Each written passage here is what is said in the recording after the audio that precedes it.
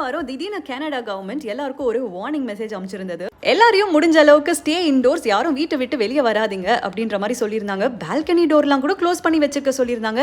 என்னடா திடீர்னு இந்த மாதிரி சொல்கிறாங்களே அப்படின்னு பார்த்தா தான் தெரியுது, ஆல்பர்ட்டாவில் நடந்த ஃபாரஸ்ட் ஃபயரு அந்த ஸ்மோக்கை எல்லா சிட்டிஸ்க்கும் ஸ்ப்ரெட் பண்ணிடுச்சு.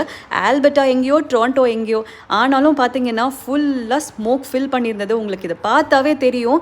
நாங்களும் காலையில் எழுந்தோடனே ஆஹா வெதர் நல்லா இருக்கேன்னு நினச்சோம்.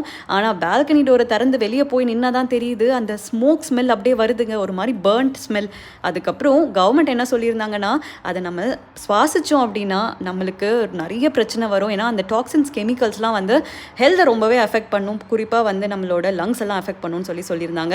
அதனால முடிஞ்ச அளவுக்கு இண்டோர்ஸில் தான் இருந்தோம். என் ஃப்ரெண்ட் ஒருத்தி யூஎஸில் அயோவாவில் இருக்கா, அவளுக்கும் கால் பண்ணால் அவங்களுக்குமே யூஎஸ் கவர்மெண்ட் அதே தான் சொல்லியிருக்காங்க போல். ஸோ இந்த மாதிரி சுச்சுவேஷன்லலாம் வெளியே போகாமல் வீட்டுக்குள்ளே இருக்கிறதே நல்லதுன்னு நான் நினைக்கிறேன். நீங்கள் என்ன நினைக்கிறீங்க? பாய்.